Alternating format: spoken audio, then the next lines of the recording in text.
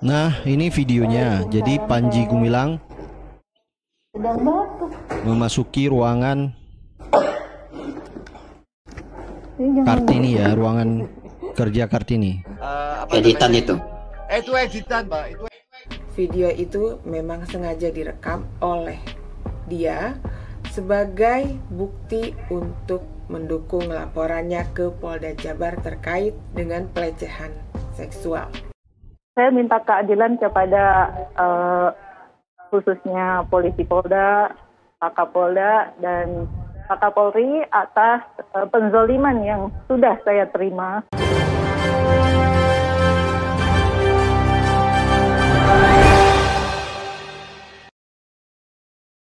Assalamualaikum warahmatullahi wabarakatuh. Kembali lagi di suara Anda. Baik, beredar video yaitu Mbak Leni Sregar dalam mereaksikan dan membantah tudingan daripada Pak Barman yang merupakan wali santri dari Ponpes Al Zaitun, di mana beliau melakukan perbincangan bersama Hendro Firliso. Jadi Hendro Firliso ini merupakan YouTuber juga di media sosial, yaitu merupakan pendukung dari Panji Gumilang, dan kita tahu dia adalah seorang non-muslim. Jadi dia selalu melakukan live streaming. Jadi ada wali-wali santri yang mendukung Panji Gumilang yang bernama Pak Barman. Mereka melakukan percakapan dan menyanggah video yang lagi viral, yaitu video Panji Gumilang yang lagi viral, di mana Panji Gumilang memasuki ruangan Kartini dan mereka membantah bahwa video tersebut, dan mereka mengatakan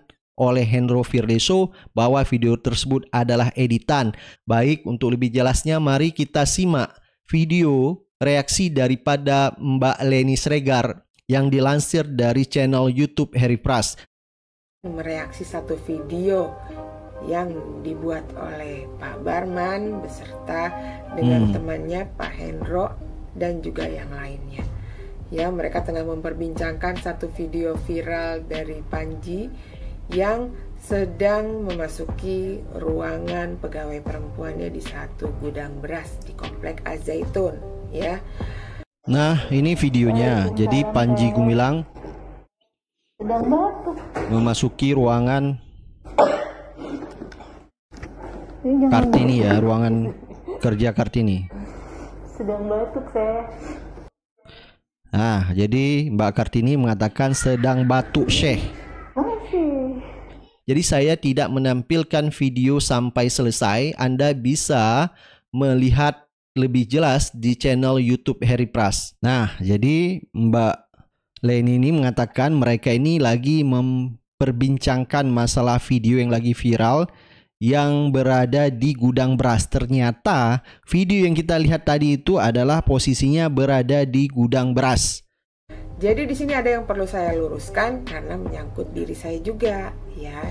Di situ ada fitnah bahwa saya disebutkan adalah saudara dari Pak Beni Ibradi. Nah, jadi Mbak Leni ini disebutkan sebagai saudara Pak Beni Ibradi ini. Jadi Pak Beni Ibradi ini sudah meninggal. Saya klarifikasi. Ini Pak Hendro, saya mau mengangkat tentang video yang sedang viral ya, yang Syekh Panji Gumilang masuk ruangan. Itu pernah tahu ya Pak Hendro ya? Ah, itu lagu lama itu. Orang apa namanya? Itu adalah saya bilang itu di Editan itu, suara. editan. Editan namanya? itu. Itu editan, Mbak. Itu Nah, itu editan. Dia mikir lama betul lah. Itu editan. Ada orang di belakangnya nyaut editan. Jadi Hendro Firliso yang kita lihat tadi, dia mengatakan bahwa itu lagu lama dan itu videonya editan. editan itu tidak benar. Oke, saya klarifikasi, saya luruskan di sini bahwa yang dikatakan oleh Pak Hendro itu tidak benar, ya. Yang saya sudah konfirmasikan ke korban atau pegawai perempuan yang ditemui oleh Panji tersebut, video itu memang sengaja direkam oleh dia sebagai bukti untuk mendukung laporannya ke Polda Jabar terkait dengan pelecehan seksual. Mbak Leni ini sudah mengkonfirmasi langsung kepada Mbak Kartini, yaitu yang merupakan korban pelecehan seksual oleh Panji Gumilang, ini sebagai barang bukti yang diserahkan dulu yang membuat laporan ke Polda Jawa Barat. Nah, dulu pada tanggal 2 Februari 2021, seorang dengan inisial KTNI atau Mbak Kartini melaporkan Panji Gumilang ke Polda Jawa Barat. Jadi atas dugaan tindak pidana pencabulan yang dilakukan oleh Abdus Salam Rasyidi Panji Gumilang terhadap Kartini. Nah, Kartini adalah karyawan Al Zaitun bertugas sebagai penanggung jawab perekonomian. Jadi Mbak Leni ini langsung mengkonfirmasi ke Mbak Kartini video tersebut. Jadi video tersebut memang sengaja direkam untuk sebagai alat bukti yang akan diserahkan ke Polda Jawa Barat. Dulu dibuat laporan pada tanggal 2 Februari 2021 ke Polda Jawa Barat.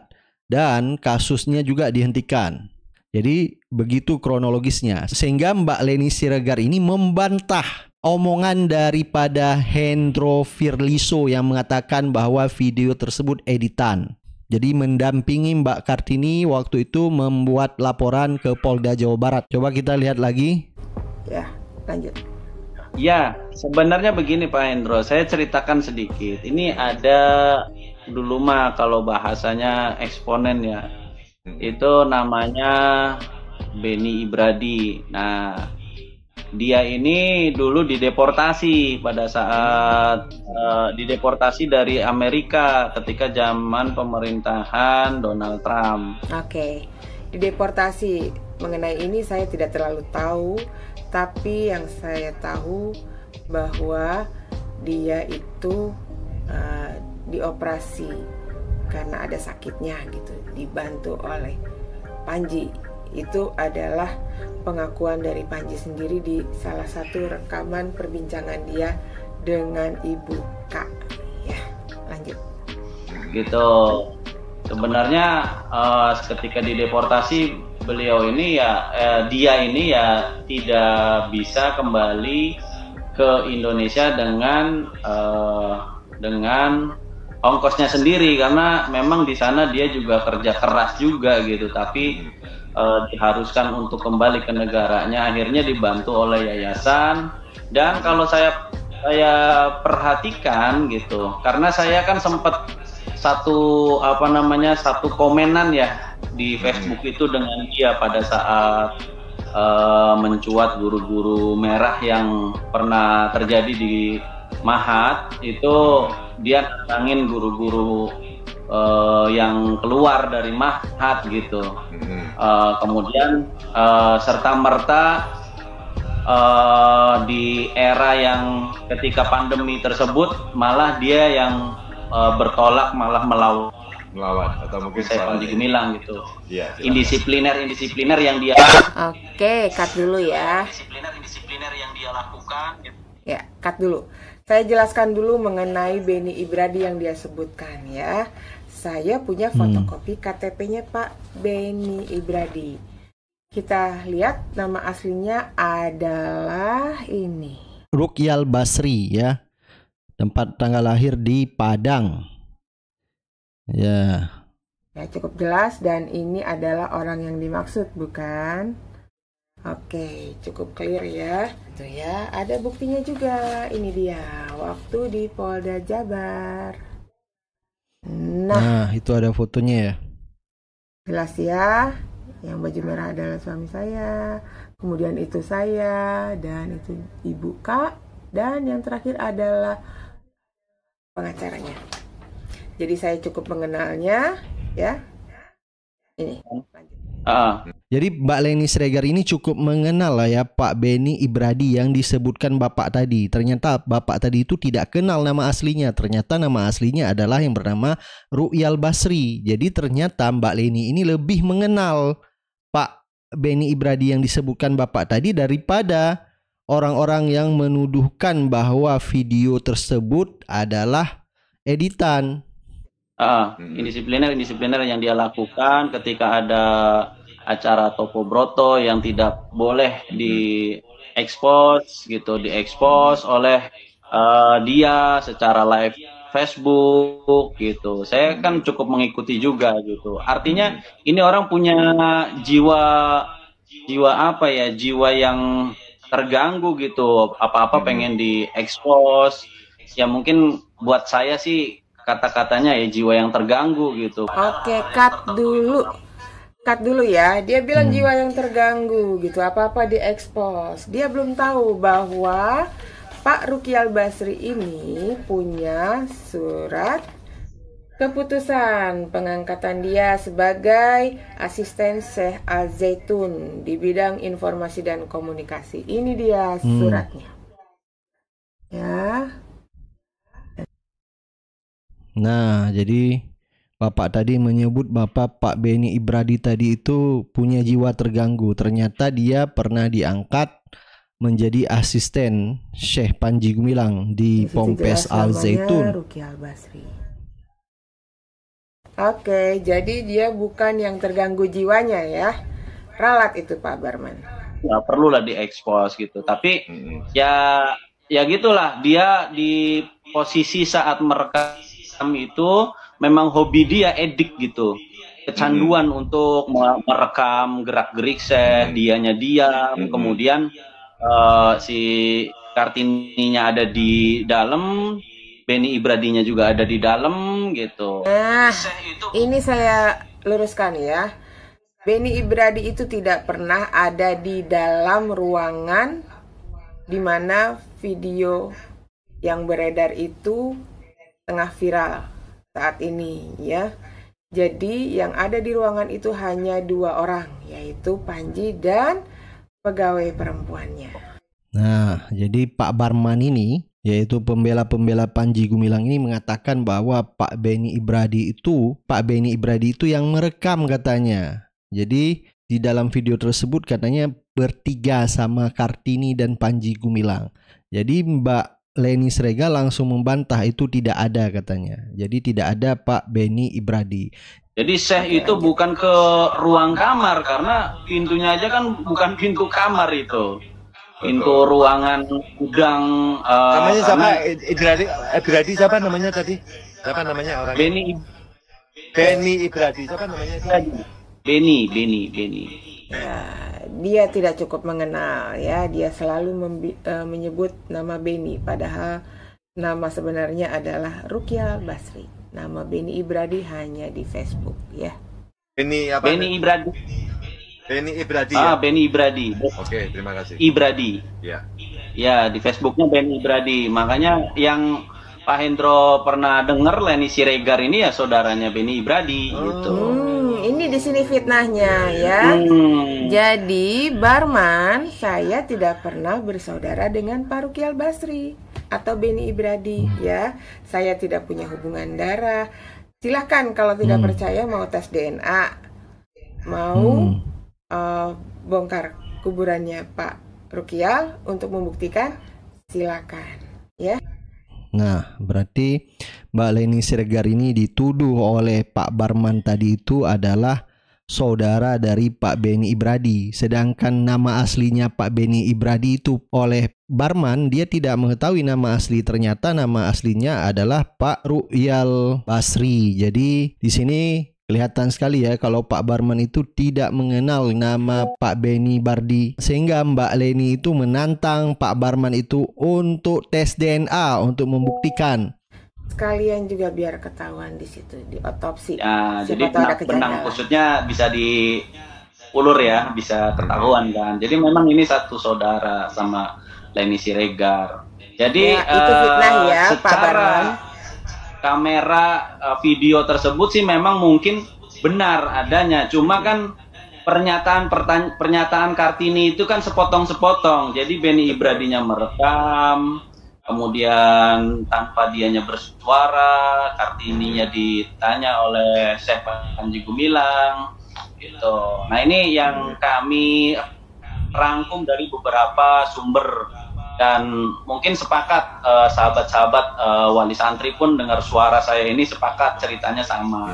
Dia wali santri. Nah, seperti itu Pak Hendro. Jadi walaupun dengan cara apapun, baik dari istilahnya perusak dari dalam, yang tadinya orang-orang yang ada di samping Syekh gitu.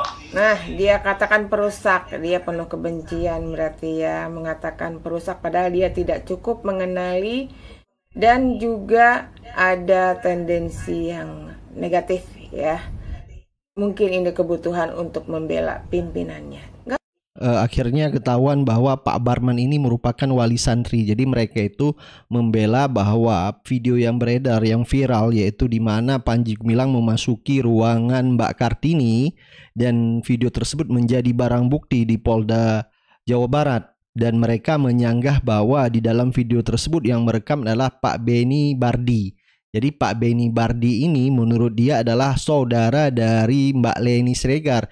Dan Mbak Leni Sregar tadi membantah bahwa ayo buktikan kalau memang Pak Beni Bardi itu saudara saya, ayo kita otopsi, kita bongkar kuburan beliau. Dan ini adalah klarifikasi yang sangat jelas diberikan oleh Mbak Leni Sregar. Jadi dalam hal ini Hendro Firleso seharusnya berimbang ya. Jadi jangan hanya satu suara dari wali santri. Coba juga konfirmasi ke Mbak Leni Sregar sehingga berimbang. Benar-benar bahwa video yang beredar dan viral tersebut bahwa benar adanya. Jadi memang tidak bukan editan. Jadi apa yang disampaikan oleh Pak Hendro Firleso itu karena editan dan juga dukungan dari wali santri seperti Pak Barman tersebut juga mengatakan adalah direkam oleh Pak Beni Bardi yang merupakan saudara Leni Sregar. Jadi kalau kita lihat Firleso ini, jadi dia sempat berkunjung juga bertemu Panji Gumilang. Jadi hampir rata-rata dari non-muslim ini memberi dukungan kepada Panji Gumilang dengan embel-embel adalah Panji Gumilang Bapak Pluralisme dan Bapak Toleransi. Jadi semua agama disatukan di sana, memberi panggung kepada semua lintas agama, apalagi berbicara di dalam masjid. Sehingga bagi non-muslim mendukung Panji Gumilang, bahkan yang muslim juga seperti yang kita tahu kemarin si Pablo Benua ikut mendukung Panji Gumilang, bahkan dia menggadai akidahnya dengan mengatakan bahwa Al-Quran jika disebut firman Allah bahwa itu adalah sebagai penista agama. Justru dia lebih parah lagi daripada Panji Gumilang dengan menista agama Islam. Baik, coba kita lihat statement dari Mbak Kartini. Dulu pada tahun 2021 tanggal 2 Februari beliau melaporkan laporan dugaan pelecehan seksual yang dilakukan Panji Gumilang di Ponpes Al Zaitun terhadap Mbak Kartini dan didampingi oleh Mbak Leni Sregar beserta suami dan pengacaranya, dan juga didampingi oleh Pak Ru'yal Basri yang disebut-sebut sebagai nama Beni Bardi. Saya minta keadilan kepada khususnya Polisi Polda, Pak Kapolda, dan Pak Kapolri atas penzoliman yang sudah saya terima dari pimpinan pesantren selama saya kerja di sana. Itu. Anda bekerja di sana sebagai apa, Mbak? Saya di sana sebagai petugas penanggung jawab perekonomian. Berapa lama sudah bekerja di sana? Saya dari 2016 sampai 2020 bulan Oktober. Berapa kali Anda mendapatkan kekerasan seksual tersebut atau pelecehan seksual? Tahap awal seminggu bisa 3 kali.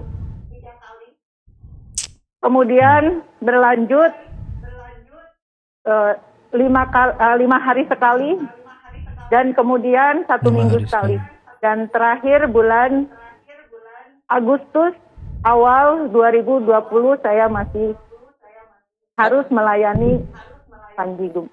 Ya. Tidak bisa Anda menolak permintaan yang bersangkutan?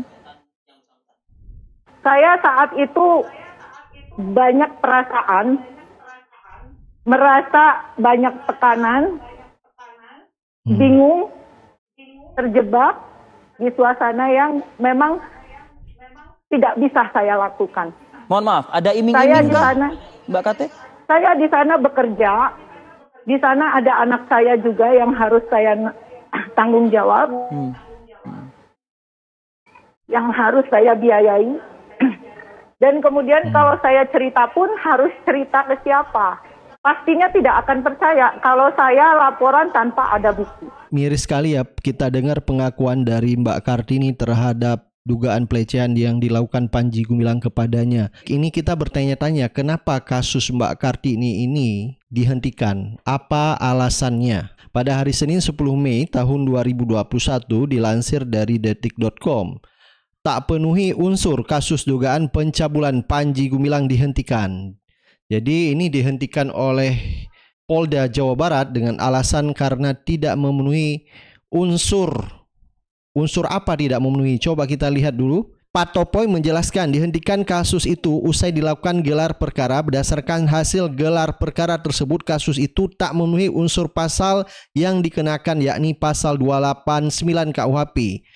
Jadi setelah kita baca kata Direktur Reserse Kriminal Umum Polda Jawa Barat waktu itu Kombes CH Patopoy, katanya menjelaskan bahwa dihentikan kasus itu karena menurut mereka dari hasil gelar perkara tidak memenuhi unsur pasal yang dikenakan, yakni pasal 289, di mana pasal 289 KUHP ini yaitu adalah barang siapa dengan kekerasan atau ancaman kekerasan memaksa seseorang melakukan atau membiarkan dilakukan perbuatan cabul, diancam karena melakukan perbuatan yang menyerang kehormatan kesusilaan dengan pidana penjara paling lama 9 tahun.